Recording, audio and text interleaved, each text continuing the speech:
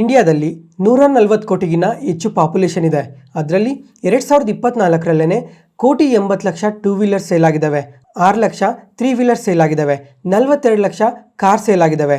ಹಂಗಂತ ಇವಾಗ auto ಸೆಕ್ಟರಲ್ಲಿ high growth ಇರುತ್ತೆ ಅಂತ ಇನ್ವೆಸ್ಟ್ ಮಾಡಿದರೆ ನಿಜವಾಗ್ಲೂ ಹೈ ಗ್ರೋತ್ ಇರುತ್ತಾ? ಈ ವಿಡಿಯೋನ ನೋಡಿ ಕಂಪ್ಲೀಟಾಗಿ ಗೊತ್ತಾಗುತ್ತೆ. ಹಲೋ, ನಮಸ್ಕಾರ ಎಲ್ಲರಿಗೂ. Welcome to two brothers finance and good evening. Friends, ಇವಾಗ ಈ ಆಟೋ ಸೆಕ್ಟರ್ ಏನಿದೆ ಈ ರೀಸೆಂಟ್ ಟೈಮಲ್ಲಿ ತುಂಬಾ ವೊಲೆಟೈಲ್ ಆಗಿದೆ. ಅದ್ರ ಜೊತೆಗೆ ಆಲ್ ಟೈಮ್ ಐಸಿಂದ ನೋಡಿಕೊಂಡ್ರೆ 30% ಫಾಲ್ ಆಗಿದೆ. ಇವಾಗ ರೀಸೆಂಟಾಗಿ ಮಾರ್ಕೆಟ್ ರ್ಯಾಲಿ ಆಯ್ತಲ್ಲ, ಆ ಟೈಮಲ್ಲಿ ನಿಯರ್ಲಿ 10% ರಿಕವರ್ ಆಗಿದೆ. ಇವಾಗ ಈ ಆಟೋ ಸೆಕ್ಟರ್ ಬಗ್ಗೆ ಪ್ರತಿಯೊಬ್ಬರೂ ಗ್ರೋತ್ ಯಾವ ಥರ ಇರುತ್ತೆ ಅಂತ ಆಲ್ರೆಡಿ ವಿಜುವಲೈಸ್ ಮಾಡ್ಕೊಂಡಿರ್ತಾರೆ.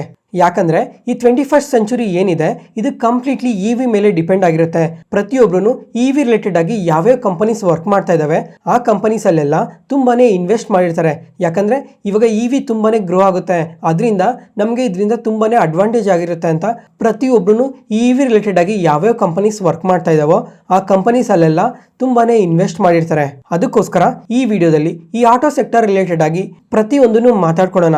ನಿಜವಾಗ್ಲೂ ಗ್ರೋತ್ ಇದೆಯಾ ಇಲ್ವಾ, ಅಥವಾ ಯಾವ ಸೆಗ್ಮೆಂಟಲ್ಲಿ ಗ್ರೋತ್ ಇರೋ ಚಾನ್ಸಸ್ ಇದೆ, ಮತ್ತು ಕಮ್ಮಿಂಗ್ ಟೈಮಲ್ಲಿ ಆಟೋ ಸೆಕ್ಟರ್ ಯಾವ ಥರ ಗ್ರೋ ಆಗ್ತಾರೆ ಅಂತ ಕೂಡ ಈ ವಿಡಿಯೋದಲ್ಲಿ ಮಾತಾಡ್ಕೊಳ್ಳೋಣ. ಈ ವಿಡಿಯೋನ 3 ಸೆಗ್ಮೆಂಟ್ಸಲ್ಲಿ ಡಿವೈಡ್ ಮಾಡ್ತಾ ಇದ್ದೀನಿ. ಒಂದು, ಲಾಸ್ಟ್ 5 ಇಯರ್ಸಲ್ಲಿ ಆಟೋ ಸೆಕ್ಟರ್ ಯಾವ ಥರ ಇತ್ತು, ಅದಾದಮೇಲೆ ಇವಾಗ ಪ್ರೆಸೆಂಟಲ್ಲಿ ಈ ಆಟೋ ಸೆಕ್ಟರಲ್ಲಿ ಏನು ನಡೀತಾ ಇದೆ, ಮತ್ತು ಗ್ರೋತ್ ಯಾವ ಥರ ಇರುತ್ತೆ ಅಂತ ಪ್ರತಿಯೊಬ್ಬರು ಅನ್ಕೊತಾ ಇದ್ದಾರೆ. ಅದಾದಮೇಲೆ ಗೌರ್ಮೆಂಟ್ EV ರಿಲೇಟೆಡ್ ಆಗಿ ಏನು ಮಾಡ್ತಾ ಇದ್ದಾರೆ ಅಂತ ಮಾತಾಡ್ಕೊಳ್ಳೋಣ. ಮೂರನೇ ಸೆಗ್ಮೆಂಟ್ ಬಂದು ಇವಾಗ ರೀಸೆಂಟಾಗಿ ಹೊಸ EV ಪಾಲಿಸಿನ ತಂದಿದ್ದಾರೆ, ಅದರಿಂದ ನಮ್ಮ ಆಟೋ ಸೆಕ್ಟರ್ಗೆ ಯಾವ ಥರ ಎಫೆಕ್ಟ್ ಆಗುತ್ತೆ, ಮತ್ತು ಆಟೋ ಸೆಕ್ಟರಲ್ಲಿ ಯಾವ ಸೆಗ್ಮೆಂಟಲ್ಲಿ ಗ್ರೋತ್ ಇರೋ ಚಾನ್ಸಸ್ ಇರುತ್ತೆ ಅಂತ ಈ ವಿಡಿಯೋದಲ್ಲಿ ಮಾತಾಡ್ಕೊಳ್ಳೋಣ. ಯಾವುದೇ ಕಾರಣಕ್ಕೂ ಈ ವಿಡಿಯೋನ ಸ್ಕಿಪ್ ಮಾಡೋಕ್ಕೆ ಹೋಗಬೇಡಿ, ಕೊನೆ ತನಕ ನೋಡಿ, ತುಂಬಾ ಯೂಸ್ಫುಲ್ ಇನ್ಫಾರ್ಮೇಷನ್ ಇರುತ್ತೆ. ಮತ್ತು ಫ್ರೆಂಡ್ಸ್, ಇವಾಗ ಈ ಥರ ಕಾಂಪ್ಲಿಕೇಟೆಡ್ ಇನ್ಫಾರ್ಮೇಷನ್ ಎಲ್ಲ ಸಿಂಪ್ಲಿಫೈ ಮಾಡಿ ನಿಮ್ಮ ಮುಂದೆ ತರ್ತಾ ಇದ್ದೀವಲ್ಲ, ಯಾವುದೇ ಪಾಯಿಂಟಲ್ಲಿ ನಾನು ಹೇಳೋ ಇನ್ಫಾರ್ಮೇಷನ್ ನಿಮಗೆ ಯೂಸ್ಫುಲ್ ಅನಿಸಿದ್ರೆ ಈ ವಿಡಿಯೋನ ಲೈಕ್ ಮಾಡಿ, ಮತ್ತು ನಿಮ್ಮ ಫ್ರೆಂಡ್ಸಲ್ಲಿ ಯಾರಿಗಾದ್ರೂ ಸ್ಟಾಕ್ ಮಾರ್ಕೆಟ್ ಬಗ್ಗೆ ಇಂಟ್ರೆಸ್ಟ್ ಇರೋರಿಗೆ ಈ ವಿಡಿಯೋಸ್ನ ಶೇರ್ ಮಾಡಿ. ಫಸ್ಟ್ನೇ ಸೆಗ್ಮೆಂಟ್ ಬಂದು ಇವಾಗ ಲಾಸ್ಟ್ 5 ಇಯರ್ಸಲ್ಲಿ ನಿಫ್ಟಿ ಆಟೋ ಸೆಕ್ಟರ್ ಯಾವ ಥರ ರಿಯಾಕ್ಟ್ ಆಗಿದೆ ಅಂತ ಮಾತಾಡ್ಕೊಳ್ಳೋಣ. ಇವಾಗ ಒಂದ್ಸಲ ಇಮೇಜ್ನ ಕ್ಲಿಯರಾಗಿ ನೋಡಿ. ಇವಾಗ 2020ಅಲ್ಲಿ ನೋಡಿಕೊಂಡ್ರೆ ನಿಫ್ಟಿ ಆಟೋ ಆ್ಯನ್ಯುಯಲ್ ರಿಟರ್ನ್ಸ್ ನೋಡಿಕೊಂಡ್ರೆ ಜಸ್ಟ್ 11% ಮಾತ್ರನೇ ಗ್ರೋ ಆಗಿರೋದು, ಮತ್ತು 2021ಅಲ್ಲಿ ನೋಡಿದ್ರೂ 18% ಗ್ರೋ ಆಗಿದೆ. 2022ಅಲ್ಲೂ 15% ಮಾತ್ರನೇ ಗ್ರೋ ಆಗಿರೋದು. ಯಾಕಂದರೆ 2020-21 ಆ ಟೈಮಲ್ಲಿ ಇಂಡಿಯಾದಲ್ಲಿ ಕೋವಿಡ್ ಇತ್ತು, ಆ ಟೈಮಲ್ಲಿ ಡಿಮ್ಯಾಂಡ್ ಅನ್ನೋದು ತುಂಬಾ ಕಮ್ಮಿ ಆಗಿತ್ತು, ಅದರಿಂದ ಆಟೋ ಸೇಲ್ಸ್ ತುಂಬಾ ಡ್ರಾಪ್ ಆಗ್ತಾ ಬಂದು. ಅದೇ 2023ಅಲ್ಲಿ ನೋಡಿಕೊಂಡ್ರೆ ಕೋವಿಡಿಂದ ಕಂಪ್ಲೀಟಾಗಿ ರಿಕವರ್ ಆಗಿ ಅವಾಗ 2023ಅಲ್ಲಿ ನೋಡಿದ್ರೆ 47% ಇನ್ಕ್ರೀಸ್ ಆಗಿದೆ. ಯಾಕಂದರೆ ಕೋವಿಡ್ ಎಲ್ಲ ಕಂಪ್ಲೀಟ್ ಆಯ್ತಲ್ಲ, ಕೋವಿಡಿಂದ ರಿಕವರ್ ಆದಮೇಲೆ ಈ ಆಟೋಸ್ಗೆ ತುಂಬಾ ಡಿಮ್ಯಾಂಡ್ ಇನ್ಕ್ರೀಸ್ ಆಯಿತು, ಪ್ರತಿಯೊಬ್ಬರೂ ಕಾರ್ನ ಬೈ ಮಾಡ್ತಾನೆ ಬಂದರು. ಅದಕ್ಕೋಸ್ಕರ 2023ಅಲ್ಲಿ 47% ಗ್ರೋ ಆಗಿದೆ. ಮತ್ತು 2024ಅಲ್ಲಿ ನೋಡಿಕೊಂಡ್ರೂ ಡಿಮ್ಯಾಂಡ್ ಅನ್ನೋದು ಅದೇ ಥರ ಇನ್ಕ್ರೀಸ್ ಆಗ್ತಾ ಇತ್ತು. ಆದರೆ ಅಕ್ಟೋಬರ್ ಮಂತ್ ಫೆಸ್ಟಿವಲ್ ಸೇಲ್ಸ್ ಏನಿದೆ, ಈ ಫೆಸ್ಟಿವಲ್ ಸೇಲ್ಸ್ ತುಂಬಾ ವೀಕಾಗಿ ಬಂತು, ಅದರಿಂದನೇ ಅಕ್ಟೋಬರ್ ಒಂದೇ ಮಂತಲ್ಲಿ ನೋಡಿಕೊಂಡ್ರು 13% ಫಾಲ್ ಆಗಿದೆ. ಅದರಿಂದನೇ 2024 ಆ್ಯನ್ಯುಯಲ್ ರಿಟರ್ನ್ಸ್ ನೋಡಿದ್ರೆ 22% ಮಾತ್ರನೇ ಇರೋದು. ಇವಾಗ ಅಕ್ಟೋಬರಲ್ಲಿ ಏನಕ್ಕೆ ಆ ಥರ ನೆಗೆಟಿವ್ ಆಗಿ ರಿಯಾಕ್ಟ್ ಆಯಿತು ಅಂದರೆ ಮಲ್ಟಿಪಲ್ ರೀಸನ್ಸ್ ಇದ್ದಾವೆ. ಅದರಿಂದ ಈ ನಿಫ್ಟಿ ಆಟೋ ಸೆಕ್ಟರ್ ಒಂದೇ ತಿಂಗಳಲ್ಲೇ 13% ಫಾಲ್ ಆಗಿರೋದು. ಇದಕ್ಕೆ ಏನೇನು ರೀಸನ್ಸ್ ಇದ್ದಾವೆ ಅಂತ ನೋಡಿಕೊಂಡ್ರೆ, ಮೊದಲನೇದಾಗಿ ಫೆಸ್ಟಿವಲ್ ಸೀಸನಲ್ಲಿ ವೀಕ್ ಸೇಲ್ಸ್ ನಡೆದಿದೆ, ಮತ್ತು ಅದೇ ಟೈಮಲ್ಲೇ ಮಾರ್ಕೆಟ್ ತುಂಬಾ ಕರೆಕ್ಟ್ ಆಗ್ತಾ ಬಂದಿದೆ. FIS ನಮ್ಮ ಮಾರ್ಕೆಟಿಂದ ಕಂಟಿನ್ಯೂಸ್ ಆಗಿ ಎಕ್ಸಿಟ್ ಆಗ್ತಾ ಬಂದರು, ಮತ್ತು Q2 ರಿಸಲ್ಟ್ಸ್ ನೋಡಿಕೊಂಡ್ರೆ ವೀಕಾಗಿ ಬಂದಿದೆ. ಈ ಎಲ್ಲ ರೀಸನ್ಸಿಂದ ನಿಫ್ಟಿ ಆಟೋ ಸೆಕ್ಟರ್ ಒಂದೇ ತಿಂಗಳಲ್ಲೇ 13% ಫಾಲ್ ಆಗಿತ್ತು. ಅದಾದಮೇಲೆ 2025ಅಲ್ಲಿ ಏನಾದರೂ ಡಿಮ್ಯಾಂಡ್ ಇಂಪ್ರೂವ್ ಆಗುತ್ತೆ ಅಂತ ನೋಡಿಕೊಂಡ್ರೆ 2025 ಶುರು ಟೈಮಲ್ಲಿ ನೋಡಿಕೊಂಡ್ರೆ ಫೆಬ್ರವರಿ ಮಂತಲ್ಲಿ 10% ಕರೆಕ್ಟ್ ಆಗಿದೆ. ಯಾಕಂತ ಅಂದರೆ ಡೊನಾಲ್ಡ್ ಟ್ರಂಪ್ ಅವರು ಪವರ್ಗೆ ಬಂದ ಮೇಲೆ ಈ ಆಟೋ ಸೆಕ್ಟರ್ ರಿಲೇಟೆಡ್ ಆಗಿ ಟ್ಯಾರಿಫ್ ಆಗ್ತೀವಿ ಅಂತ ಸ್ಟೇಟ್ಮೆಂಟ್ಸ್ನ ಮಾಡಿದ್ರು. ಅದರಿಂದ ಈ ಆಟೋ ಕಂಪನೀಸ್ ಎಲ್ಲ ಈ ಫೆಬ್ರವರಿ ಮಂತಲ್ಲಿ ತುಂಬಾ ಕರೆಕ್ಟ್ ಆಗ್ತಾ ಬಂತು. ಓವರಾಲ್ ಆಟೋ ಸೆಕ್ಟರನ್ನೇ ಒಂದೇ ಮಂತಲ್ಲೇ 10% ಕರೆಕ್ಟ್ ಆಗಿದೆ. ಇದುವರೆಗೂ ಲಾಸ್ಟ್ 5 ಇಯರ್ಸಲ್ಲಿ ಈ ಆಟೋ ಸೆಕ್ಟರ್ ಯಾವ ಥರ ರಿಯಾಕ್ಟ್ ಆಗಿದೆ ಅಂತ ಮಾತಾಡ್ಕೊಂಡ್ವಿ. ನೆಕ್ಸ್ಟ್ ಇವಾಗ ಸೆಕೆಂಡ್ನೇ ಸೆಗ್ಮೆಂಟ್ ಬಂದು ಇವಾಗ ಪ್ರತಿಯೊಬ್ಬರೂ ಯಾಕೆ ಈ ಆಟೋ ಸೆಕ್ಟರ್ ಬಗ್ಗೆ ಇಷ್ಟು ಇಂಟ್ರೆಸ್ಟ್ ತೋರಿಸ್ತಾ ಇದ್ದಾರೆ, ಮತ್ತು ಯಾಕೆ ಪ್ರತಿಯೊಂದು ಕಂಪನಿನೂ ಈ EV ರಿಲೇಟೆಡ್ ಆಗಿ ವರ್ಕ್ ಮಾಡ್ತಾ ಇದ್ದಾರೆ, ಇದಕ್ಕೆ ಗೌರ್ಮೆಂಟ್ ಏನು ಸಪೋರ್ಟ್ ಮಾಡ್ತಾ ಇದೆ ಅಂತ, ಮತ್ತು ಫ್ಯೂಚರಲ್ಲಿ ಗ್ರೋತ್ ಯಾವ ಥರ ಇರ್ಬೋದು ಅಂತ ಈ ಸೆಕೆಂಡ್ ಸೆಗ್ಮೆಂಟಲ್ಲಿ ಮಾತಾಡ್ಕೊಳ್ಳೋಣ. Friends, 21 century is all about EV. ಇವಾಗ ಇಂಡಿಯಾದಲ್ಲಿ ನೋಡಿಕೊಂಡ್ರೆ ಪಾಪ್ಯುಲೇಷನ್ ತುಂಬಾ ಇನ್ಕ್ರೀಸ್ ಆಗ್ತಾನೇ ಇದೆ. ಅದಾದಮೇಲೆ ಇವಾಗ ಒಂದ್ಸಲ ಹೊರಗಡೆ ಹೋಗಿ ನೋಡಿದ್ರೆ ಯಾವ ರೋಡ್ ನೋಡಿದ್ರೂ 2 wheeler 4 wheeler buses commercial vehicles ಎಲ್ಲಿ ನೋಡಿದ್ರು ಗಾಡಿಗಳೇ, ಎಲ್ಲಿ ನೋಡಿದ್ರು ಟ್ರಾಫಿಕ್ಗೆ. ಮತ್ತೆ ಆಗ್ಲೇ ಮಾತಾಡ್ಕೊಂಡಂಗೆ 2024 ಕೋಟಿ 80 ಲಕ್ಷ 2 ವೀಲರ್ ಸೇಲ್ ಆಗಿದಾವೆ. 4 ವೀಲರ್ಸ್ ನೋಡ್ಕೊಂಡ್ರೆ 42 ಲಕ್ಷ 4 ವೀಲರ್ಸ್ ಸೇಲ್ ಆಗಿದಾವೆ. ಬರೀ ಇವೆರಡೇ ಇಷ್ಟ ಆಗಿದ್ರೆ ಇನ್ನ ಬಸ್ಸಸ್ ಎಷ್ಟಾಗಿರ್ಬೋದು, ಕಮರ್ಷಿಯಲ್ ವೆಹಿಕಲ್ಸ್ ಎಷ್ಟಾಗಿರ್ಬೋದು, ಮತ್ತೆ ಇದಕ್ಕೆ ಬೇಕಾಗಿರೋ ಪೆಟ್ರೋಲ್ ಇನ್ನ ಎಷ್ಟು ಬಳಸ್ತಾ ಇರ್ಬೋದು ಒಂದ್ಸಲ ಗೆಸ್ ಮಾಡಿ. ಇವಾಗ ಒಂದು ಡೇಟಾ ಇದೆ, ಪ್ರತಿ ಒಂದಿನ ನಾವು ಎಷ್ಟು ಪೆಟ್ರೋಲ್ನ ಬಳಸ್ತೀವಿ ಅಂತ ನೋಡ್ಕೊಂಡ್ರೆ 58 ಕೋಟಿ ಲೀಟರ್ನ ಪ್ರತಿದಿನ ಬಳಸ್ತಾ ಇದ್ದೀವಿ. ಈ ಪ್ರತಿದಿನ ಇಷ್ಟು ಬಳಸ್ತಾ ಇದ್ರೆ ಇವಾಗ 1 ಲೀಟರ್ ಎಷ್ಟಿದೆ ಅಂದರೆ 100 ರೂಪೀಸ್ಗಿನ ಜಾಸ್ತಿನೇ ಇದೆ. 58 ಕೋಟಿ ಲೀಟರ್ ಪ್ರತಿದಿನ ಬಳಸ್ತಾ ಇದ್ದೀವಿ. ಇದರಿಂದ ಇನ್ನೆಷ್ಟು ರೆವಿನ್ಯೂಸ್ ಜನರೇಟ್ ಆಗ್ಬೋದು ಒಂದ್ಸಲ ಯೋಚನೆ ಮಾಡಿ. ಇವಾಗ ಓವರ್ ಆಲ್ ಇಂಡಿಯನ್ ಸೇಲ್ಸಲ್ಲಿ 2 ವೀಲರ್ ಸೇಲ್ಸೇ ಹೈಯೆಸ್ಟ್ ಕಾಂಟ್ರಿಬ್ಯೂಟ್ ಮಾಡೋದು. ಯಾಕಂದರೆ ಪ್ರತಿಯೊಬ್ಬರೂ ಇಂಡಿಯಾದಲ್ಲಿ 2 ವೀಲರ್ಸ್ನ ಬೈ ಮಾಡೋದಕ್ಕೆ ನೋಡ್ತಾರೆ. ಇವಾಗ 2 ವೀಲರ್ಸ್ ಕಾಂಟ್ರಿಬ್ಯೂಷನ್ನೇ 74% ಇದೆ. ಮತ್ತು ಇದರಲ್ಲಿ ಹೈಯೆಸ್ಟ್ ಮಾರ್ಕೆಟ್ ಶೇರ್ ಹೋಲ್ಡ್ ಮಾಡ್ತಾ ಇರೋದು ಹೀರೋ ಮೋಟರ್ ಕಾರ್ಪ್ 34% ಮಾರ್ಕೆಟ್ ಶೇರ್ನ ಹೋಲ್ಡ್ ಮಾಡ್ತಾ ಇದ್ದಾರೆ. ಮತ್ತು ಅದಾದಮೇಲೆ ಫ್ರೆಂಡ್ಸ್, ಇವಾಗ EV ರಿಲೇಟೆಡ್ ಆಗಿ ನಾವು ಏನು ಗ್ರೋತ್ ನೋಡ್ತಾ ಇದ್ದೀವಿ ಇದು ಜಸ್ಟ್ ಬಿಗಿನಿಂಗ್ ಮಾತ್ರನೇ. ಇದಕ್ಕೆ ತುಂಬಾ ಜಾಸ್ತಿ ಇದೆ ಗ್ರೋತ್. ಮತ್ತು ಬರೀ ಯಾವುದೋ ಒಂದು ವೆಹಿಕಲ್ ಮಾತ್ರ ಗ್ರೋ ಆಗುತ್ತೆ ಅಂದರೆ ಅದು ಸುಳ್ಳಾಗುತ್ತೆ. ಯಾಕಂದರೆ ಕಂಪ್ಲೀಟ್ ಎಕೋಸಿಸ್ಟಮೇ ಗ್ರೋ ಆಗುತ್ತೆ. ಯಾವುದಂದರೆ ಬ್ಯಾಟ್ರಿ ಸೆಗ್ಮೆಂಟ್ ಗ್ರೋ ಆಗುತ್ತೆ, ಆಕ್ಸಿಲರಿ ಸೆಗ್ಮೆಂಟ್ ಗ್ರೋ ಆಗುತ್ತೆ, ಟೈರ್ಸ್, ಚಾರ್ಜಿಂಗ್ ಇನ್ಫ್ರಾಸ್ಟ್ರಕ್ಚರ್, ಸಾಫ್ಟ್ವೇರ್, ತುಂಬ ಸೆಗ್ಮೆಂಟ್ ಇದಾವೆ. ಈ ಎಲ್ಲ ಸೆಗ್ಮೆಂಟಲ್ಲೂ ಒಳ್ಳೆ ಗ್ರೋತ್ ಇರೋ ಚಾನ್ಸಸ್ ತುಂಬಾ ಜಾಸ್ತಿ ಇದೆ. ಇದ್ರ ಪ್ರಕಾರ ಗೌರ್ಮೆಂಟ್ ನೋಡ್ಕೊಂಡ್ರು ತುಂಬಾ PLI ಸ್ಕೀಮ್ಸ್ನ ಅನೌನ್ಸ್ ಮಾಡ್ತಾ ಇದ್ದಾರೆ. ಮತ್ತು 2030ಗೆಲ್ಲ ಒಂದು ಟಾರ್ಗೆಟ್ನ ಕೂಡ ಇಟ್ಕೊಂಡಿದ್ದಾರೆ. 2030ಗೆಲ್ಲ ಹೀರೋ ಬೈಕ್ಸ್ ಎಲ್ಲ 80% EV ಬೈಕ್ಸ್ ಆಗಿರಬೇಕು ಅಂತ ಟಾರ್ಗೆಟ್ ಇಟ್ಕೊಂಡಿದ್ದಾರೆ. 70% ಕಮರ್ಷಿಯಲ್ ವೆಹಿಕಲ್ಸ್ ಆಗಿರಬೇಕು. ಕಾರ್ಸ್ಗಾದರೆ 30% ಟಾರ್ಗೆಟ್ ಇಟ್ಕೊಂಡಿದ್ದಾರೆ. ನೆಕ್ಸ್ಟ್ ಅದಾದಮೇಲೆ ಹಿಂದಿನ ವರ್ಷ PM E-ಡ್ರೈವ್ ಸ್ಕೀಮ್ನ ಲಾಂಚ್ ಮಾಡಿದರು. ಇದರಲ್ಲಿ ಇನ್ನು ನೆಕ್ಸ್ಟ್ 1.5 ಇಯರಲ್ಲಿ 10,900 crores EV ಎಕೋಸಿಸ್ಟಮ್ಗೆ ಸಪೋರ್ಟ್ ಮಾಡ್ತೀವಿ ಅಂತ ಈ ಸ್ಕೀಮ್ನ ಲಾಂಚ್ ಮಾಡಿದ್ದಾರೆ. ಫ್ರೆಂಡ್ಸ್, ಇವಾಗ EV ಪೆನಿಟ್ರೇಷನ್ ಯಾವ ಥರ ಇರುತ್ತೆ ಅಂತ ಅಂದರೆ, ಇವಾಗ ಅರ್ಲಿ 2000ಅಲ್ಲಿ ನೋಡಿಕೊಂಡ್ರೆ ಪ್ರತಿಯೊಬ್ಬರ ಹತ್ರ ಪ್ರತಿಯೊಂದು ಮನೆಯಲ್ಲೂ ಒಂದು ಲ್ಯಾಂಡ್ಲೈನ್ ಇರೋದು. ಅದಾದಮೇಲೆ 2005-2010ಗೆಲ್ಲ ಪ್ರತಿಯೊಂದು ಕೈಯಲ್ಲೂ ಒಂದು ಫೋನ್ ಬಂತು. ಮತ್ತು 2015-2020ಗೆಲ್ಲ ಮನೆಯಲ್ಲಿ 3-4 ಫೋನ್ಸ್ ಇರೋದು ಶುರುವಾಯಿತು. ಮತ್ತು ಇವಾಗ ಪ್ರೆಸೆಂಟ್ ನೋಡಿಕೊಂಡ್ರೆ ಪ್ರತಿಯೊಬ್ಬರ ಕೈಯಲ್ಲೂ ಒಂದೊಂದು ಫೋನ್ ಇದೆ. ಅದೇ ಥರನೇ ಈ EV ರಿಲೇಟೆಡ್ ಆಗೋನು ಪ್ರತಿಯೊಂದೂ ಚೇಂಜ್ ಆಗುತ್ತೆ. ಇವಾಗ ಪ್ರತಿಯೊಂದು ಮನೇಲಿ ನೋಡ್ಕೊಂಡ್ರೂ ಒಂದು ಬೈಕ್ ಗ್ಯಾರಂಟಿ ಆಗಿರ್ತದೆ. ಅದಾದಮೇಲೆ ಒಂದು ಕಾರ್ ಕೂಡ ಇರುತ್ತೆ. ಇವಾಗ ರೀಸೆಂಟ್ ಟೈಮಲ್ಲಿ ನೋಡಿಕೊಂಡ್ರೆ ಒಂದು ಬೈಕ್ ಜೊತೆಗೆ ಇನ್ನೊಂದು ಬೈಕ್ ಆ್ಯಡ್ ಆಗಿದೆ. ಮತ್ತು ನೆಕ್ಸ್ಟ್ ಇನ್ನೊಂದು ಫ್ಯೂ ಇಯರ್ಸ್ಗೆಲ್ಲ ಒಂದು ಕಾರ್ ಜೊತೆಗೆ ಇನ್ನೊಂದು ಕಾರ್ ಆ್ಯಡ್ ಆಗುತ್ತೆ. ಅದೇ ಥರನೇ ನೆಕ್ಸ್ಟ್ 5 ಇಯರ್ಸ್, 10 ಇಯರ್ಸ್, 15 ಇಯರ್ಸ್ಗೆ ನೋಡಿಕೊಂಡ್ರೆ ಪ್ರತಿಯೊಬ್ಬರಿಗೂ ಒಂದು ಬೈಕ್ ಇರುತ್ತೆ, ಒಂದು ಕಾರ್ ಇರುತ್ತೆ. ಆ ಥರ EV ಪೆನೆಟ್ರೇಷನ್ ಅನ್ನೋದು ಇನ್ಕ್ರೀಸ್ ಆಗ್ತಾನೆ ಹೋಗುತ್ತೆ. ಅದರಿಂದ ನಮ್ಮ ಕಂಪನೀಸ್ ಏನಿದ್ದಾವೆ, ನಮ್ಮ ಕಂಪನೀಸ್ಗೆಲ್ಲ ಹೈ ಗ್ರೋತ್ ಇರುತ್ತೆ ಅಂತ ಎಕ್ಸ್ಪೆಕ್ಟ್ ಮಾಡಿದ್ವಿ. ಯಾವ್ಯಾವ ಕಂಪನೀಸ್ ಅಂದರೆ Maruti Suzuki, Mahindra and Mahindra, Tata motors, Hyundai motors. ಈ ಕಂಪನೀಸ್ಗೆಲ್ಲ ಈ ಆಟೋ ರಿಲೇಟೆಡ್ ಆಗಿ ತುಂಬಾನೇ ಅಡ್ವಾಂಟೇಜ್ ಇರುತ್ತೆ ಅಂತ ಎಕ್ಸ್ಪೆಕ್ಟ್ ಮಾಡಿದ್ವಿ.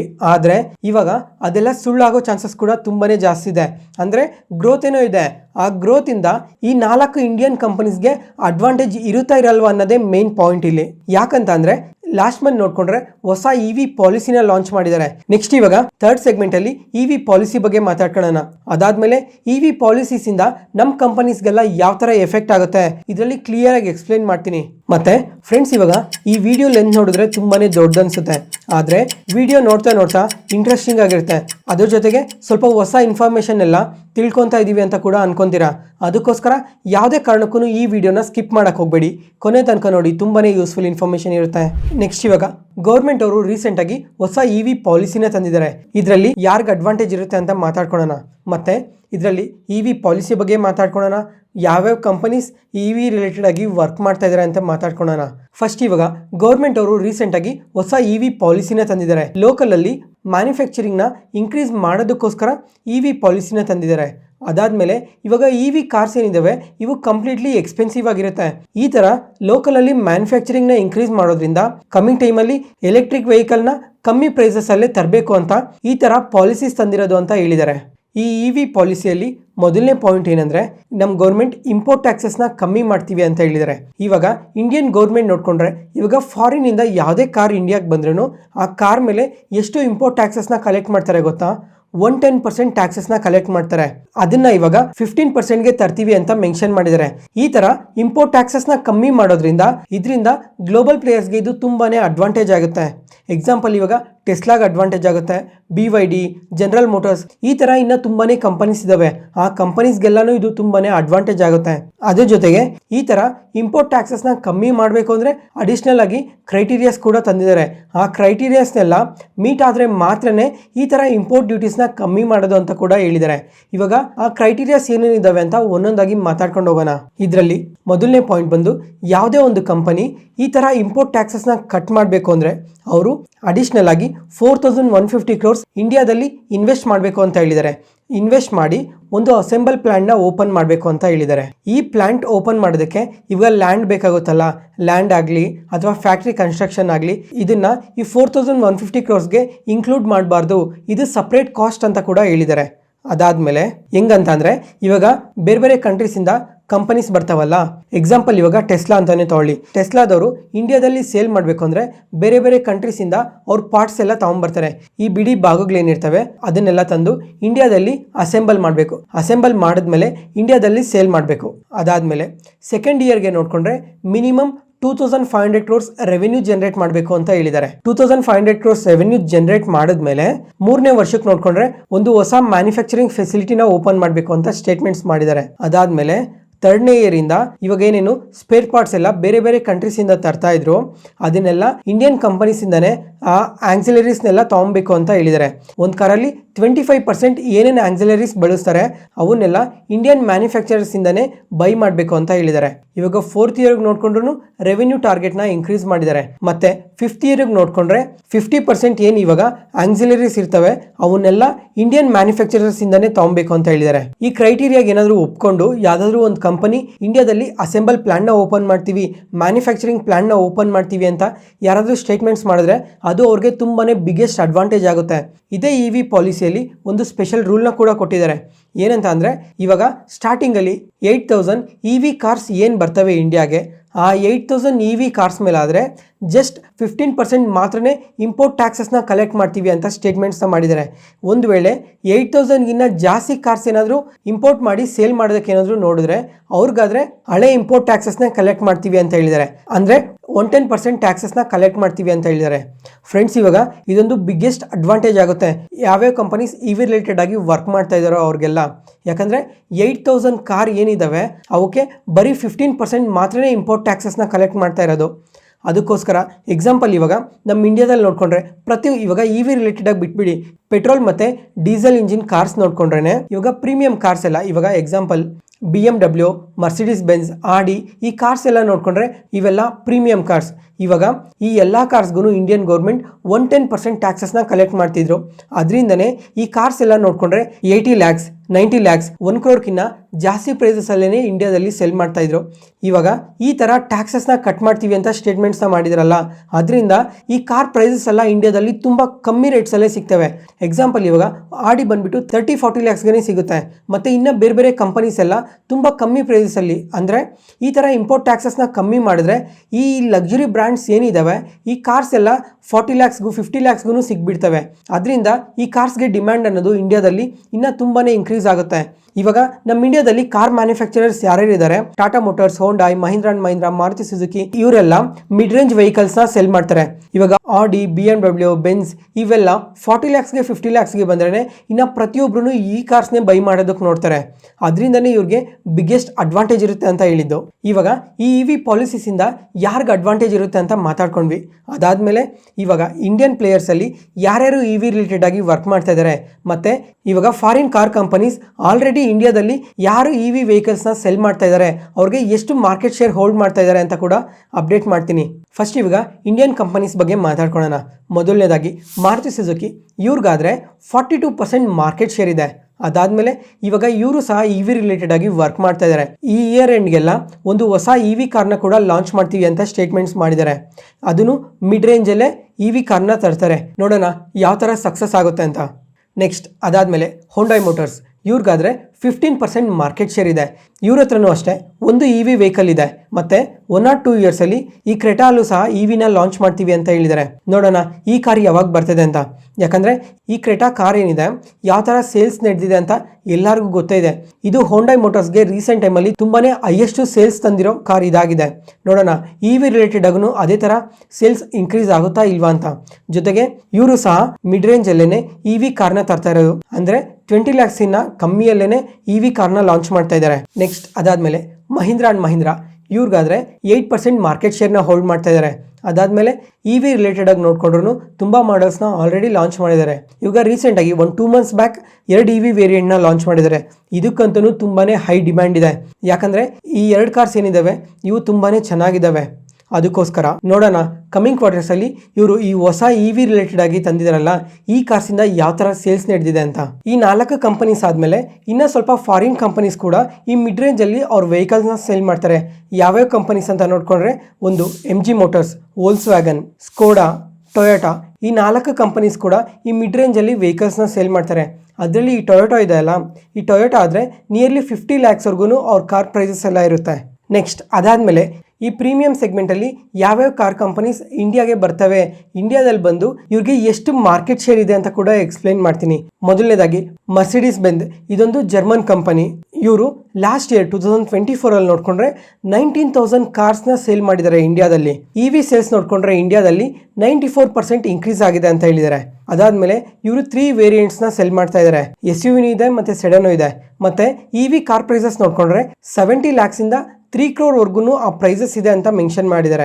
ಇವಾಗ ಬೇಸ್ ವೇರಿಯಂಟ್ ನೋಡ್ಕೊಂಡ್ರೆ 70 lakhs ಅಥವಾ 80 lakhs ಇದ್ರೂ ಸಹ ಇವಾಗ ಇಂಪೋರ್ಟ್ ಡ್ಯೂಟೀಸ್ ಏನಾದರೂ ಕಟ್ ಮಾಡಿದ್ರೆ ಈ ಕಾರ್ ಪ್ರೈಸಸ್ 40 lakhs ಇಂದ 50 lakhs ಮಧ್ಯದಲ್ಲಿ ಬರೋ ಚಾನ್ಸಸ್ ತುಂಬಾನೇ ಜಾಸ್ತಿ ಇದೆ.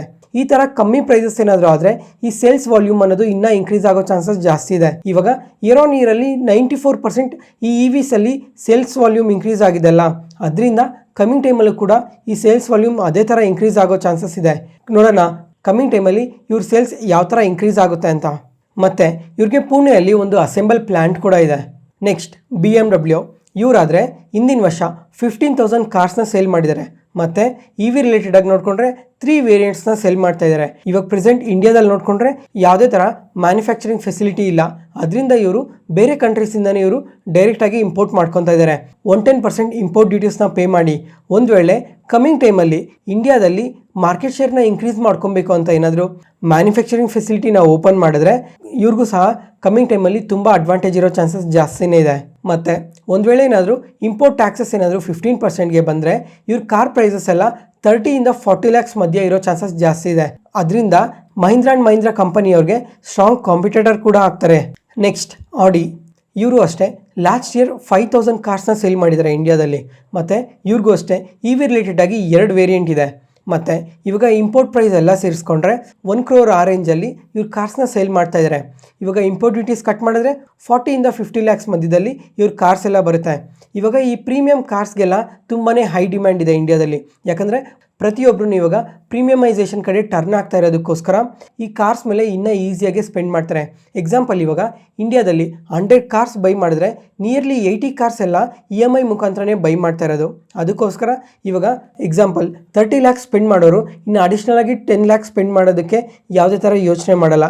ಯಾಕಂದರೆ EMI ಇಂದ ಕಟ್ಕೊಂಡು ಹೋಗ್ತಾರಲ್ಲ, ಅದರಿಂದ ಯಾರನ್ನೂ ಯೋಚನೆ ಮಾಡಲ್ಲ. 10 lakhs ಜಾಸ್ತಿ ಆದರೂ 20 lakhs ಜಾಸ್ತಿ ಆದರೂ ಯಾರನ್ನೂ ಯೋಚನೆ ಮಾಡಲ್ಲ. ಯಾಕಂದರೆ ಈ ಪ್ರೀಮಿಯಂ ಕಾರ್ಸ್ ಎಲ್ಲ ತುಂಬ ಚೆನ್ನಾಗಿರುತ್ತೆ, ಹೈ ಕ್ವಾಲಿಟಿ ಇರುತ್ತೆ, ಬ್ರ್ಯಾಂಡ್ ವ್ಯಾಲ್ಯೂ ಇರುತ್ತೆ. ಅದಕ್ಕೋಸ್ಕರ ಇನ್ನೊಂಚೂರು ಎಕ್ಸ್ಟೆಂಡ್ ಮಾಡಿ ಈ ಕಾರ್ಸ್ನೇ ಬೈ ಮಾಡೋದಕ್ಕೆ ನೋಡ್ತಾರೆ. ಅದಕ್ಕೋಸ್ಕರ ಇವ್ರಿಗೆ ಈ ಇಂಪೋರ್ಟ್ ಟ್ಯಾಕ್ಸಸ್ನ ಕಟ್ ಮಾಡೋದ್ರಿಂದ ಬಿಗ್ಗೆಸ್ಟ್ ಅಡ್ವಾಂಟೇಜ್ ಇರೋದು ಅಂತ ಹೇಳಿದ್ದು.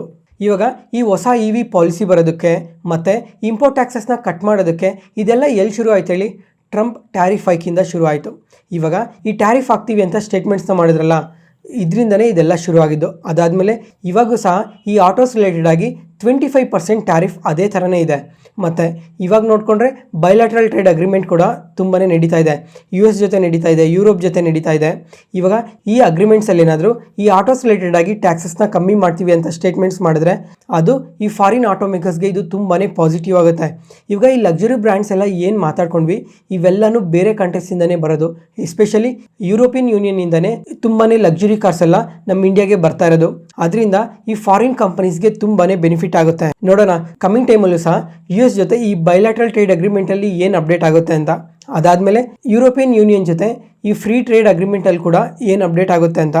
ರೀಸೆಂಟಾಗೂ ಒಂದು ನ್ಯೂಸ್ ಬಂದಿತ್ತು, ಇವಾಗ ಏನೇನು ಕಾರ್ ಮೇಲೆ ಇಂಪೋರ್ಟ್ ಟ್ಯಾಕ್ಸಸ್ನ ಕಲೆಕ್ಟ್ ಮಾಡ್ತಾ ಇದ್ದಾರೆ ಅದನ್ನು 10%ಗೆ ತರೋ ಚಾನ್ಸಸ್ ಕೂಡ ಇದೆ ಅಂತ ಸ್ಟೇಟ್ಮೆಂಟ್ಸ್ ಬರ್ತಾ ಇದೆ. ಇದೇನಾದರೂ ನಡೀತು ಅಂದರೆ ಈ ಫಾರಿನ್ ಕಾರ್ ಮೇಕರ್ಸ್ಗೆ ತುಂಬಾ ಪಾಸಿಟಿವ್ ಆಗುತ್ತೆ. ಆದರೆ ನಮ್ಮ ಇಂಡಿಯನ್ ಕಾರ್ ಮೇಕರ್ಸ್ಗೆ ಇದು ತುಂಬಾ ಡಿಸ್ಅಡ್ವಾಂಟೇಜ್ ಆಗೋ ಚಾನ್ಸಸ್ ಕೂಡ ಜಾಸ್ತಿನೇ ಇದೆ. ಇವಾಗ ಮಾತಾಡ್ಕೊಂಡಂಗೆ ಟ್ರಂಪ್ ಟ್ಯಾರಿಫ್ ಹೈಕಿಂದ ಶುರು ಆಯಿತು ಅಂತ ಮಾತಾಡ್ಕೊಂಡವಲ್ಲ, ಅದಾದಮೇಲೆ ಅದೇ ಟೈಮಲ್ಲೇ ಟೆಸ್ಲಾ ಅವರು ಸಹ ಇಂಡಿಯಾಗೆ ಬರೋದಕ್ಕೆ ನೋಡ್ತಾ ಇದ್ರು. ಟೆಸ್ಲಾ ಅವರು ಕೂಡ ಮೆನ್ಷನ್ ಮಾಡಿದ್ರು ಏನಂತ ಅಂದರೆ ಇವಾಗ ಇಂಪೋರ್ಟ್ ಟ್ಯಾಕ್ಸಸ್ ಏನಿದಾವೆ ಇದೇ ಬಿಗ್ಗೆಸ್ಟ್ ಕನ್ಸರ್ನ್ ಆಗಿದೆ ಅಂತ. ಇವಾಗ ಟೆಸ್ಲಾ ಕಾರ್ಸ್ ನೋಡಿಕೊಂಡ್ರೆ ಅವರು 7 ವೇರಿಯಂಟ್ಸ್ನ ಸೆಲ್ ಮಾಡ್ತಾ ಇದ್ದಾರೆ. ಪ್ರತಿ ಕಾರ್ ಪ್ರೈಸ್ ನೋಡಿಕೊಂಡ್ರು 40 ಲ್ಯಾಕ್ಸಿಂದ 90 ಲ್ಯಾಕ್ಸ್ ಮಧ್ಯನೇ ಇದೆ. 90 ಲ್ಯಾಕ್ಸ್ ಕಾರ್ ಏನಾದರೂ ಇಂಡಿಯಾಗೆ ಬಂದರೆ ಇಂಪೋರ್ಟ್ ಡ್ಯೂಟೀಸೇ 110% ಕಟ್ಟಬೇಕಾಗುತ್ತಲ್ಲ. ಕಾರ್ ಪ್ರೈಸ್ ಎಲ್ಲಿಗೋಗುತ್ತೆ ಹೇಳಿ? ಕ್ರೋರ್ಸಲ್ಲಿ ಹೋಗುತ್ತೆ. ಕೋಟಿಗಳಲ್ಲಿದ್ದಾಗ ಬೈ ಮಾಡೋ ಇಂಟ್ರೆಸ್ಟ್ ತುಂಬಾ ಕಮ್ಮಿ ಆಗುತ್ತೆ. ಅದೇ ಇವಾಗ ಇಂಪೋರ್ಟ್ ಡ್ಯೂಟೀಸ್ನ ಕಟ್ ಮಾಡಿದ್ರೆ 90 ಲ್ಯಾಕ್ಸ್ 1 crore ಇದ್ದಾಗ ಬೈ ಮಾಡೋ ಇಂಟ್ರೆಸ್ಟ್ ಅನ್ನೋದು ತುಂಬಾ ಜಾಸ್ತಿ ಇರುತ್ತೆ. ಇದು ಲಕ್ಸುರಿ ವೇರಿಯಂಟ್ಗೆ ಹೋಯ್ತು. ಇವಾಗ 30-40 ಲ್ಯಾಕ್ಸಲ್ಲಿ ಈ ಟೆಸ್ಲಾ ಮಾಡೆಲ್ಸ್ ಏನಿದಾವೆ ಇವಕ್ಕೇನಾದರೂ ಇಂಪೋರ್ಟ್ ಡ್ಯೂಟೀಸ್ನ ಕಟ್ ಮಾಡಿದ್ರೆ ಅರೌಂಡ್ 50 ಲ್ಯಾಕ್ಸ್ಗೆಲ್ಲ ಆನ್ ರೋಡ್ ಪ್ರೈಸ್ ಸಿಗುತ್ತೆ. ಅದರಿಂದ ಪ್ರತಿಯೊಬ್ಬರು ಇದನ್ನು ಬೈ ಮಾಡೋದು ಇನ್ನೂ ಜಾಸ್ತಿ ಆಗುತ್ತೆ. ಈ ಸೇಲ್ಸ್ ಅನ್ನೋದು ಇನ್ನೂ ತುಂಬ ಇನ್ಕ್ರೀಸ್ ಆಗೋ ಚಾನ್ಸಸ್ ಜಾಸ್ತಿನೇ ಇದೆ. ಪ್ರೆಸೆಂಟ್ ನೋಡಿಕೊಂಡ್ರೆ ಟೆಸ್ಲಾ ಅವ್ರು ಇನ್ನೂ ಏನೂ ಅಪ್ಡೇಟ್ ಮಾಡಿಲ್ಲ, ನಾವು ಇಂಡಿಯಾದಲ್ಲಿ ಮ್ಯಾನುಫ್ಯಾಕ್ಚರಿಂಗ್ ಫೆಸಿಲಿಟಿನ ಓಪನ್ ಮಾಡ್ತೀವಿ ಅಂತ. ಜಸ್ಟ್ ಇವಾಗ ಇಂಪೋರ್ಟ್ ಮಾಡಿಕೊಂಡು ಸೆಲ್ ಮಾಡ್ತಾರೆ. ನೋಡೋಣ ಕಮ್ಮಿಂಗ್ ಟೈಮಲ್ಲಿ ಇವ್ರ ಸೇಲ್ಸ್ ಏನಾದರೂ ಇಂಡಿಯಾದಲ್ಲಿ ಇನ್ಕ್ರೀಸ್ ಆಗ್ತಾ ಹೋದರೆ ಕಮ್ಮಿಂಗ್ ಟೈಮಲ್ಲಿ ಅಸೆಂಬಲ್ ಪ್ಲ್ಯಾನ್ನ ಶುರು ಮಾಡ್ತಾರೆ. ಮತ್ತು ಅವಾಗೂ ಕೂಡ ಸಕ್ಸಸ್ ಆದರೆ ನೆಕ್ಸ್ಟ್ 3 years ಒಳಗಡೆ ಮ್ಯಾನುಫ್ಯಾಕ್ಚರಿಂಗ್ ಫೆಸಿಲಿಟಿನ ಸ್ಟಾರ್ಟ್ ಮಾಡೋ ಚಾನ್ಸಸ್ ತುಂಬಾ ಜಾಸ್ತಿ ಇದೆ. ಜೊತೆಗೆ ರೀಸೆಂಟಾಗಿ ಇನ್ನೊಂದು ಸ್ಟೇಟ್ಮೆಂಟ್ ಕೂಡ ಮಾಡ್ತಾ ಇದ್ರು, ಏನಂತಂದರೆ ಅಫೋರ್ಡಬಲ್ ಪ್ರೈಸಸಲ್ಲಿ EV ಕಾರ್ಸ್ನ ತರ್ತೀವಿ ಅಂತ ಮೆನ್ಷನ್ ಮಾಡಿದ್ದಾರೆ. ನೋಡೋಣ ಟೆಸ್ಲಾ ಇಂಡಿಯಾಗೆ ಬಂದಾಗ ಇನ್ನೂ ಏನೇನು ಅಪ್ಡೇಟ್ಸ್ ಬರುತ್ತೆ ಅಂತ. ಜೊತೆಗೆ ಫ್ರೆಂಡ್ಸ್ ಒಂದ್ಸಲ ಇಮೇಜ್ನ ನೋಡಿ, ಇಲ್ಲಿ ರೆಡ್ ಡಾಟ್ಸ್ ಎಲ್ಲ ಏನಿದಾವೆ ಇದೆಲ್ಲ US ಅಲ್ಲಿ ಟೆಸ್ಲಾ ಅವರ ಚಾರ್ಜಿಂಗ್ ಎಷ್ಟು ತುಂಬ ಇದೆ ನೋಡಿ. ಟೋಟಲ್ ಆಗಿ ಈ US ಅಲ್ಲಿ 60,000+ ಚಾರ್ಜಿಂಗ್ ಸ್ಟೇಷನ್ಸ್ ಇದೆ US ಅಲ್ಲಿ. ನೋಡೋಣ ಕಮ್ಮಿಂಗ್ ಟೈಮಲ್ಲಿ ಇಂಡಿಯಾಲ್ಲೂ ಕೂಡ ಇದೇ ಥರ ಇರುತ್ತಾ ಇಲ್ವಾ ಅಂತ. ಕಮ್ಮಿಂಗ್ ಟೈಮಲ್ಲಿ ಹೇಳಿರೋ ಪ್ರಕಾರ ಕಮ್ಮಿ ಪ್ರೈಸಸಲ್ಲಿ ಏನಾದರೂ ಟೆಸ್ಲಾ ಕಾರ್ಸ್ನ ತಂದರೆ ಮಹೀಂದ್ರಾ ಆ್ಯಂಡ್ ಮಹೀಂದ್ರಾ ಕಂಪನಿಗೆ ತುಂಬಾ ಸ್ಟ್ರಾಂಗ್ ಕಾಂಪಿಟೇಟರ್ ಆಗ್ತಾರೆ. ರೀಸೆಂಟಾಗಿ ಟೆಸ್ಲಾ ಅವರು ಇಂಡಿಯಾಗೆ ಬರ್ತೀವಿ ಅಂತ ಸ್ಟೇಟ್ಮೆಂಟ್ಸ್ ಮಾಡಿದಾಗೇ Mahindra and Mahindra company recent ಟೈಮಲ್ಲಿ ತುಂಬಾ ಕರೆಕ್ಟ್ ಆಗಿದೆ. ಅಂದರೆ ಆಲ್ ಟೈಮ್ ಐಸಿಂದ ನೋಡಿಕೊಂಡ್ರೆ ಎಬೋ 10% ಕರೆಕ್ಟ್ ಆಗಿದೆ ಈ ಟೆಸ್ಲಾ ಎಂಟ್ರಿಯಿಂದನೇ. ನೋಡೋಣ ಕಮ್ಮಿಂಗ್ ಟೈಮಲ್ಲಿ ಈ ಕಾಂಪಿಟೇಷನ್ ಯಾವ ಥರ ಇನ್ಕ್ರೀಸ್ ಆಗುತ್ತೆ ಅಂತ. ಅದಾದಮೇಲೆ ಟೆಸ್ಲಾದವ್ರು ನೋಡಿಕೊಂಡ್ರೆ ಈ ಸೋಲಾರ್ ಪ್ಯಾನೆಲ್ ರಿಲೇಟೆಡ್ ಆಗು ಕೂಡ ವರ್ಕ್ ಮಾಡ್ತಾ ಇದ್ದಾರೆ. ಮತ್ತು ಈ ಲಕ್ಸುರಿ ಸೆಗ್ಮೆಂಟಲ್ಲಿ ಬರೀ ಇಷ್ಟೇ ಕಾರ್ಸ್ ಏನೋ ಇರೋದು ಅಂತ ಅಂದರೆ ಇಲ್ಲ ಫ್ರೆಂಡ್ಸ್, ಇನ್ನೂ ಸ್ವಲ್ಪ ಕಾರ್ಸ್ ಇದ್ದಾವೆ. ಲ್ಯಾಂಬೋರ್ಗಿನಿ, ರೋಲ್ಸ್ ರಾಯ್ಸ್, ಈ ಥರ ಇನ್ನೂ ಸ್ವಲ್ಪ ಪ್ರೀಮಿಯಂ ಸೆಗ್ಮೆಂಟ್ ಕಾರ್ಸ್ ಎಲ್ಲ ಇದ್ದಾವೆ. ಕಾರ್ಸ್ ಪ್ರೈಸಸ್ ಎಲ್ಲ ನೋಡಿಕೊಂಡ್ರೆ 4 crores 5 crores 6 crores ಈ ಥರ ಇದ್ದಾವೆ. ಅದಕ್ಕೋಸ್ಕರ ಇದ್ರ ಬಗ್ಗೆ ಏನೂ ಮಾತಾಡ್ತಾ ಇಲ್ಲ ಇವಾಗ. Finally BYD build your dreams, ಇದೊಂದು ಚೈನೀಸ್ EV ಮೇಕರ್, ಪ್ರಪಂಚಕ್ಕೆ ಲಾರ್ಜೆಸ್ಟ್ EV ಮೇಕರ್. ಅದ್ರ ಜೊತೆಗೆ ಟೆಸ್ಲಾಗೆ ಸ್ಟ್ರಾಂಗ್ ಕಾಂಪಿಟೇಟರ್ ಕೂಡ. ರೀಸೆಂಟ್ ಟೈಮಲ್ಲೂ ಸಹ ಒಂದ್ಸಲ ಮಾತಾಡ್ಕೊಂಡ್ವಿ, ಏನಂತ ಅಂದರೆ ಟೆಸ್ಲಾಗೆ ಕಂಪೇರ್ ಮಾಡಿಕೊಂಡ್ರೆ ಇಯರ್ ಆನ್ ಇಯರಲ್ಲಿ 13% ಸೇಲ್ಸ್ ಬೆಟರಾಗಿ ಪೋಸ್ಟ್ ಮಾಡಿದ್ದಾರೆ ಅಂತ. ಮತ್ತು ಅದೇ ಟೈಮಲ್ಲಿ ಟೆಸ್ಲಾ ಸೇಲ್ಸ್ ನೋಡಿಕೊಂಡ್ರೆ 10% ಡ್ರಾಪ್ ಆಗಿತ್ತು. ಅದರಿಂದ ಅವತ್ತು ಟೆಸ್ಲಾ ಕಂಪನಿ ನೋಡಿಕೊಂಡ್ರೆ ತುಂಬಾ ಕರೆಕ್ಟ್ ಆಯಿತು. ಆದರೆ ಈ BYD ಕಂಪನಿ ಏನಿದೆ ತುಂಬಾ ಪಾಸಿಟಿವ್ ಆಗಿ ರಿಯಾಕ್ಟ್ ಆಗ್ತಾ ಇದೆ. ಪ್ರೆಸೆಂಟ್ ಇವಾಗ ಇವರು ಇಂಡಿಯಾದಲ್ಲಿ 2 ಮಾಡೆಲ್ನ ಸೆಲ್ ಮಾಡ್ತಾ ಇದ್ದಾರೆ. ಒಂದು BYD ಆಟೋ 3, ಇದ್ರ ಪ್ರೈಸ್ ನೋಡಿಕೊಂಡ್ರೆ 30 ಲ್ಯಾಕ್ಸಿಂದ 40 ಲ್ಯಾಕ್ಸ್ ಮಧ್ಯೆ ಇರುತ್ತೆ. ಮತ್ತು ಫುಲ್ಲಿ ಅಡ್ವಾನ್ಸ್ ಫೀಚರ್ಸ್ ಕೂಡ ಇದೆ. ಮತ್ತು ಸೆಕೆಂಡ್ನೇ ವೇರಿಯಂಟ್ ಬಂದು BYD E6, ಇದ್ರ ಪ್ರೈಸ್ ರೇಂಜ್ ಬಂದು 30 ಲ್ಯಾಕ್ಸಿಂದ 35 ಲ್ಯಾಕ್ಸ್ ಮಧ್ಯೆ ಇರುತ್ತೆ. ಮತ್ತು ಫ್ಯೂಚರಲ್ಲಿ ನೋಡಿಕೊಂಡ್ರೆ ಇನ್ನೊಂದು ಮಾಡೆಲ್ನ ಕೂಡ ಲಾಂಚ್ ಮಾಡ್ತೀವಿ ಅಂತ ಹೇಳಿದ್ದಾರೆ. ಆ ಮಾಡೆಲ್ ಹೆಸರು ಬಂದು BYD ಸೀಲ್. ಇದ್ರ ಪ್ರೈಸ್ ನೋಡಿಕೊಂಡ್ರೆ 50 ಲ್ಯಾಕ್ಸ್ವರೆಗೂ ಇರೋ ಚಾನ್ಸಸ್ ಇದೆ ಅಂತ ಮೆನ್ಷನ್ ಮಾಡಿದ್ದಾರೆ. ಮತ್ತು ಫ್ರೆಂಡ್ಸ್ ಇವಾಗ ನಿಮ್ಗೆ ಇಲ್ಲೊಂದು ಡೌಟ್ ಬರ್ಬೋದು, ಏನಂತ ಅಂದರೆ ಇದುವರೆಗೂ ಮಾತಾಡ್ಕೊಂಡಿದ್ದ ಕಂಪ್ನೀಸ್ ಎಲ್ಲ 60 ಲ್ಯಾಕ್ಸ್ 70 ಲ್ಯಾಕ್ಸ್ 80 ಲ್ಯಾಕ್ಸ್ ಆ ಥರ ಪ್ರೈಸಲ್ಲಿ ಬರ್ತವೆ ಅಂತ ಮಾತಾಡ್ಕೊಂಡ್ವಿ. ಆದರೆ ಈ ಚೈನೀಸ್ ಕಂಪನಿ ನೋಡಿಕೊಂಡ್ರೆ 30 ಲ್ಯಾಕ್ಸಿಂದ 35 ಲ್ಯಾಕ್ಸ್ ಮಧ್ಯದಲ್ಲೇ ಇದೆ. ಇವಾಗ ಈ ಥರ ಇಷ್ಟು ಕಮ್ಮಿ ಪ್ರೈಸಲ್ಲಿ ಇವ್ರು ಹೆಂಗೆ ಸೆಲ್ ಮಾಡ್ತಾ ಇದ್ದಾರೆ ಅಂತ ನೋಡಿಕೊಂಡ್ರೆ ಇವ್ರಿಗೆ ತಮಿಳ್ನಾಡಲ್ಲಿ ಒಂದು ಅಸೆಂಬ್ಲಿಂಗ್ ಪ್ಲಾಂಟ್ ಇದೆ. ಮತ್ತು ಈ ಕಾರ್ಗೆ ಏನೇನು ಪಾರ್ಟ್ಸ್ ಬೇಕಾಗಿರುತ್ತೋ ಅದನ್ನೆಲ್ಲ ಇಂಪೋರ್ಟ್ ಮಾಡ್ಕೊತಾರೆ. ಇವಾಗ ಈ ಸ್ಪೇರ್ ಪಾರ್ಟ್ಸ್ನ ಇಂಪೋರ್ಟ್ ಮಾಡ್ಕೊಳೋದಕ್ಕೆ ಎಷ್ಟು ಟ್ಯಾಕ್ಸ್ ಪೇ ಮಾಡಬೇಕು ಗೊತ್ತಾ? 30%ಇಂದ 60% ಈ ಮಧ್ಯದಲ್ಲೇ ಅದಕ್ಕೆ ಟ್ಯಾಕ್ಸ್ ಪೇ ಮಾಡಬೇಕಾಗುತ್ತೆ. ಈ ಸ್ಪೇರ್ ಪಾರ್ಟ್ಸ್ಗೆ ಬರೀ ಇವ್ರಂತನೇ ಅಲ್ಲ, ಯಾವುದೇ ಒಂದು ಕಂಪನಿ ಆಗಲಿ ಬೇರೆ ಕಂಟ್ರೀಸಿಂದ ಸ್ಪೇರ್ ಪಾರ್ಟ್ಸ್ನ ತಂದು ಇಲ್ಲಿ ಅಸೆಂಬಲ್ ಮಾಡೋ 30%ಇಂದ 60%ವರೆಗೂ ಮಾತ್ರನೇ ಟ್ಯಾಕ್ಸಸ್ನ ಕಟ್ಟಬೇಕಾಗುತ್ತೆ.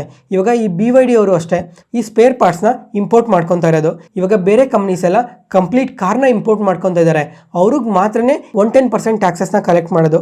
ಇವಾಗ ಇವರು ಬರೀ ಸ್ಪೇರ್ ಪಾರ್ಟ್ಸ್ನ ಇಂಪೋರ್ಟ್ ಮಾಡ್ಕೊತಾ ಇರೋದಕ್ಕೆ 30%ಇಂದ 60% ಮಧ್ಯೆ ಇರುತ್ತೆ.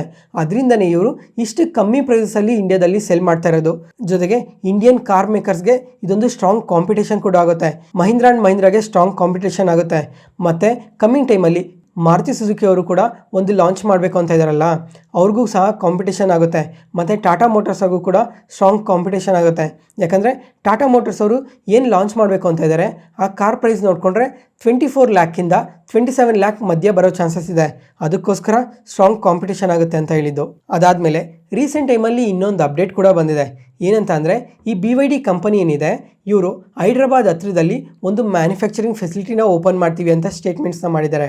ಮತ್ತು ಇವಾಗ ಇವರು ಬರೀ EV ರಿಲೇಟೆಡ್ ಮಾತ್ರನೇ ಅಲ್ಲ, ಎಲೆಕ್ಟ್ರಾನಿಕ್ ಬಸ್ಸಸ್ ರಿಲೇಟೆಡ್ ಆಗೂ ವರ್ಕ್ ಮಾಡ್ತಾ ಇದ್ದಾರೆ. ಅದನ್ನು ಓಎಲೆಕ್ಟ್ರಾ ಕಂಪನಿ ಜೊತೆ ಜಾಯಿಂಟ್ ವೆಂಚರಲ್ಲಿ ಬಸ್ಸಸ್ನ ಮ್ಯಾನುಫ್ಯಾಕ್ಚರ್ ಮಾಡ್ತಾ ಇದ್ದಾರೆ. ಮತ್ತು ಬ್ಯಾಟ್ರಿ, ಎನರ್ಜಿ ಸ್ಟೋರೇಜ್ ರಿಲೇಟೆಡ್ ಆಗೂ ವರ್ಕ್ ಮಾಡ್ತಾ ಇದ್ದಾರೆ. ಫೈನಲ್ ಆಗಿ ಎಲೆಕ್ಟ್ರಾನಿಕ್ ರಿಲೇಟೆಡ್ ಆಗೂ ಕೂಡ ವರ್ಕ್ ಮಾಡ್ತಾ ಇದ್ದಾರೆ. ಮತ್ತೆ ಫ್ರೆಂಡ್ಸ್, ಇವಾಗ ಈ BYD ಅವರು ಇನ್ನೊಂದು ಸ್ಟೇಟ್ಮೆಂಟ್ನ ಕೂಡ ಮಾಡಿದ್ರು.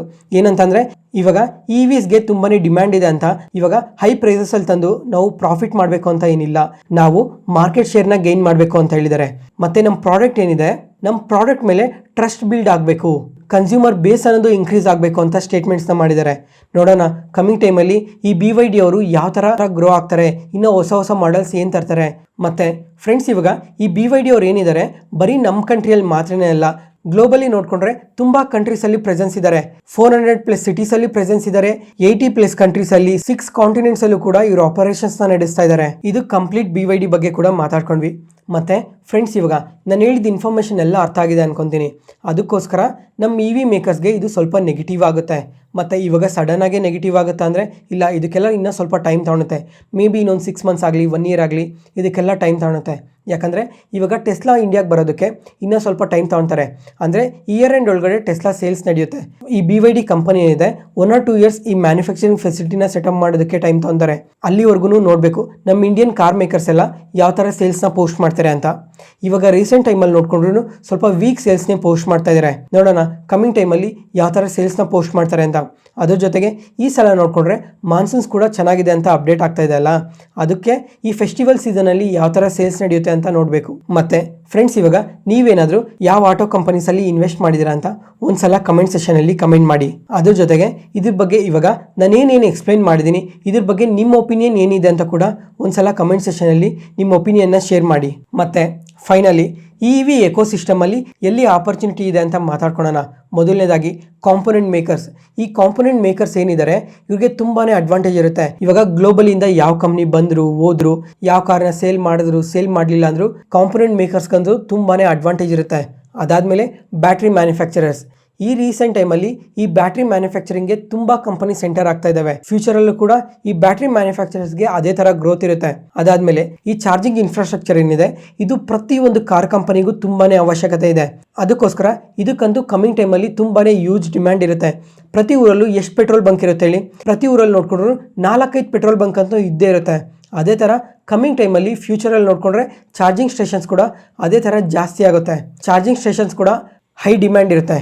ಸೊ ಅದಕ್ಕೋಸ್ಕರ ಫ್ರೆಂಡ್ಸ್, ಇವಾಗ ವಿಡಿಯೋ ಲೆಂತ್ ನೋಡಿಕೊಂಡ್ರೆ ತುಂಬಾ ಜಾಸ್ತಿ ಆಗಿದೆ. ಅದಕ್ಕೋಸ್ಕರ ಸೆಕೆಂಡ್ ಪಾರ್ಟಲ್ಲಿ ಕಾಂಪೊನೆಂಟ್ ಮೇಕರ್ಸ್ ಯಾರಿದ್ದಾರೆ, ಬ್ಯಾಟ್ರಿ ರಿಲೇಟೆಡ್ ಆಗಿ ಯಾರು ವರ್ಕ್ ಮಾಡ್ತಾ ಇದ್ದಾರೆ, ಮತ್ತು ಚಾರ್ಜಿಂಗ್ ಇನ್ಫ್ರಾಸ್ಟ್ರಕ್ಚರ್ ಬಗ್ಗೆ ಯಾರು ವರ್ಕ್ ಮಾಡ್ತಾ ಇದ್ದಾರೆ, ಕಂಪನೀಸ್ ಯಾವ್ಯಾವ ಕಂಪನೀಸ್ ವರ್ಕ್ ಮಾಡ್ತಾ ಇದ್ದಾವೆ, ಈ ಕಂಪನೀಸ್ ಎಲ್ಲ ವರ್ಕ್ ಮಾಡಿ ಈ ಕಂಪನೀಸ್ ಪ್ರಾಡಕ್ಟ್ಸ್ನ ಯಾವ್ಯಾವ ಕ್ಲೈಂಟ್ಸ್ಗೆ ಕೊಡ್ತಾ ಇದ್ದಾರೆ, ಫ್ಯೂಚರಲ್ಲಿ ಯಾವ ಥರ ಗ್ರೋತ್ ಇರುತ್ತೆ, ಪ್ರತಿಯೊಂದು ಕಂಪನಿ ಬಗ್ಗೆನೂ ನೆಕ್ಸ್ಟ್ ಪಾರ್ಟಲ್ಲಿ ಮಾತಾಡ್ಕೊಳ್ಳೋಣ. ನಾನು ಹೇಳ್ತಿರೋ ಇನ್ಫಾರ್ಮೇಷನ್ ನಿಮಗೆ ಯೂಸ್ಫುಲ್ ಆಗಿ ಈ ಕಂಟೆಂಟ್ ಏನಾದರೂ ಇಷ್ಟ ಆದರೆ ಈ ಚಾನಲ್ನ ಸಬ್ಸ್ಕ್ರೈಬ್ ಆಗಿ. ಪ್ರತಿದಿನ ಸ್ಟಾಕ್ ಮಾರ್ಕೆಟ್ ರಿಲೇಟೆಡ್ ಆಗಿ ಒಂದು ವಿಡಿಯೋನ ಪೋಸ್ಟ್ ಮಾಡ್ತೀನಿ.